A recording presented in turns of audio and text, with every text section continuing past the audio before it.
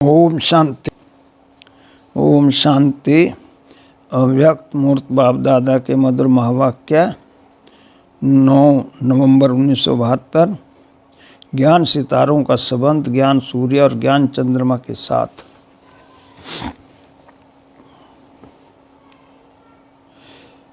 स्मृति स्वरूप स्पष्ट सितारे सदैव अपने को दिव्य सितारा समझते हो। वर्तमान समय का श्रेष्ठ भाग्य बाप दादा के नैनों के सितारे और भविष्य जो प्राप्त होने वाली तकदीर बना रहे हो, उन श्रेष्ठ तकदीर के सितारे अपने को देखते हुए चलते हो।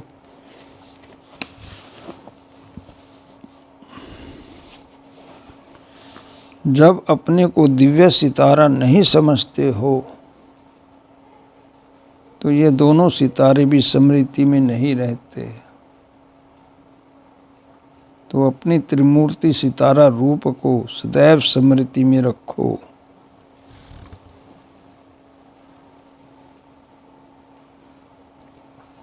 जैसे सितारों का संबंध चंद्रमा और सूर्य के साथ है,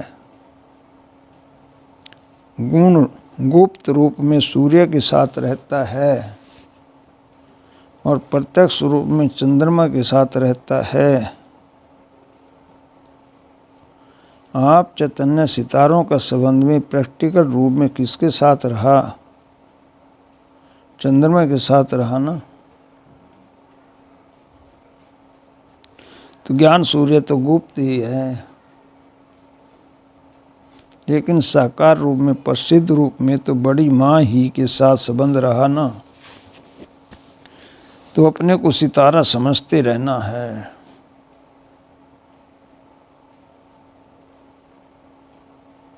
जैसे सितारों का संबंध चंद्रमा और सूर्य के साथ रहता है, ऐसे सदा बाप दादा के साथ ही संबंध रहो। जैसे सितारे चमकते हैं, वैसे ही अपने चमकते हुए ज्योति स्वरूप में सदैव स्थित रहना है। सितारे आपस में संगठन में रहते सदा एक दो के स्नेही और सहयोगी रहेंगे। आप चैतन्य सितारों की यादगार ये सितारे हैं। तो ऐसे श्रेष्ठ सितारे बने हो। चैतन्य और चित्र समान हुए हैं। अपने भिन्न भिन्न रूप के भिन्न भिन्न कर्तव्य के यादगार चित्र देखते समझते हो कि ये मुझ चैतन्य का ही चित्र है।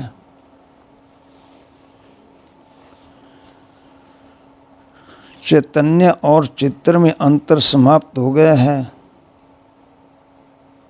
वह अर्जुन समीप आ रहे हो। सितारे कब आपस में संगठन में रहते एक दो के स्नेह और सहयोग से दूर रहते हैं क्या? आप लोगों ने कब सम्मेलन नहीं किया है? संदेश देने के सम्मेलन तो बहुत किए हैं,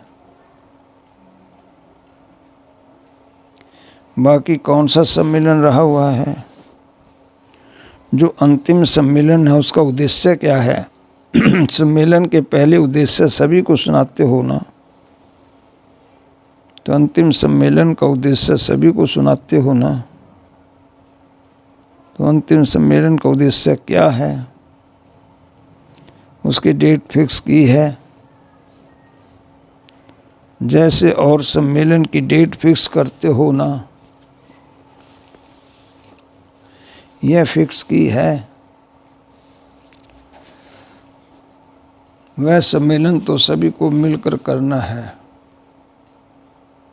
आपके उस अंतिम सम्मेलन का चित्र है, जो चित्र है उसको ही प्रैक्टिकल में लाना है। सभी का सहयोग, सभी का स्नेह और सभी का एक स्थिति में स्थित रहने का चित्र भी है ना। जैसे गोवर्धन पर्वत पर उंगली दिखाते हैं तो उंगली को बिल्कुल सीधा दिखाएंगे। अगर टेढ़ी बांकी होगी तो हिलती रहेगी। सीधा और स्थित उसकी निशानी इस रूप में दिखाई है।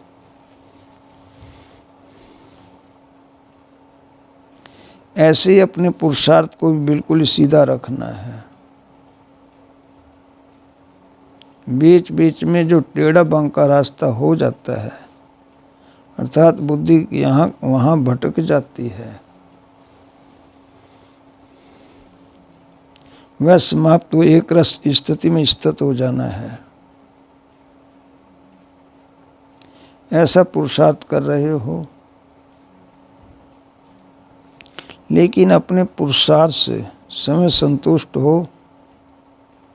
वह जैसे भक्तों को कहते हो कि चाहना श्रेष्ठ है, लेकिन शक्तिहीन होने के कारण जो चाहते हैं वे कर नहीं पाते हैं,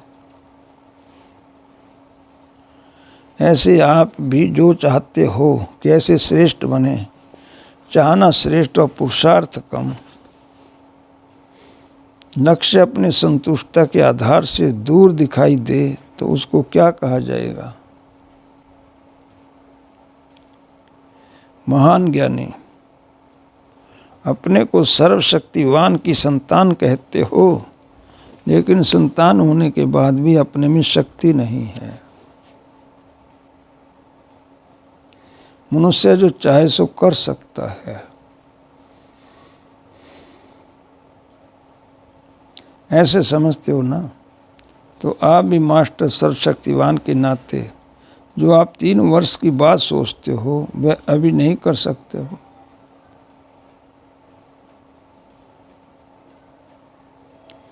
अपनी वह अंतिम स्टेज अभी प्रैक्टिकल में नहीं ला सकते हो कि अंतिम है इसलिए अंत में ही जावेगी।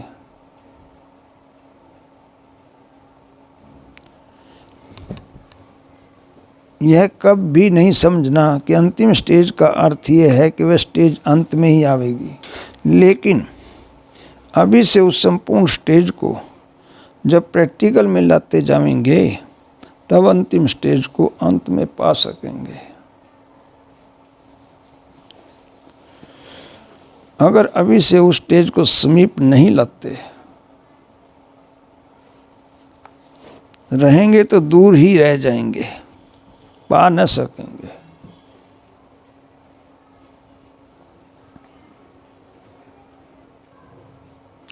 इसलिए आप पुरुषार्थ में जंप लगाओ। चलते चलते पुरुषार्थ की परसेंटेज में कमी पड़ जाती है, इसलिए आप पुरुषार्थ की स्टेज पर हो, लेकिन स्टेज पर होते भी परसेंटेज को भरो।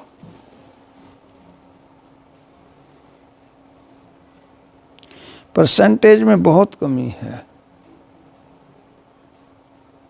जैसे मुख्य सब्जेक्ट याद की यात्रा जो है वह नंबर वार बना भी चुके हो, लेकिन स्टेज के साथ जो परसेंटेज होनी चाहिए वह अभी कम है। इसलिए जो प्रभाव दिखाई देना चाहिए वह कम दिखता है।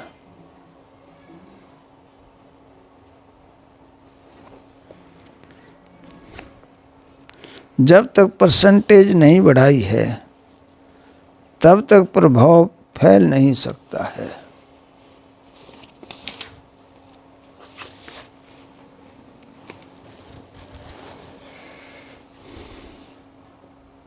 फैलाव के लिए परसेंटेज चाहिए। जैसे बल्ब होते हैं, लाइट तो सभी में होती है, लेकिन जितनी लाइट की परसेंटेज होगी उतनी जास्ती फैलेगी।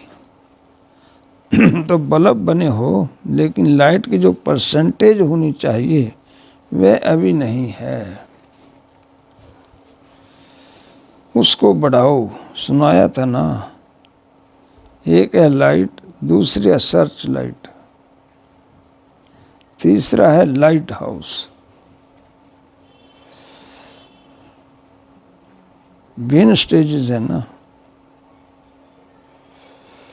लाइट तो बने हो, लेकिन लाइट हाउस हो, चारों अंधकार को दूर कर लाइट फैलाओ।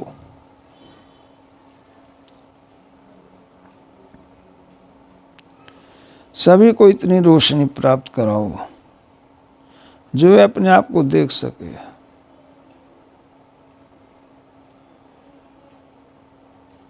अभी तो अपने आप को भी देख नहीं सकते। जैसे बहुत अंधकार होता है तो न अपने को न दूसरे को देख सकते हैं।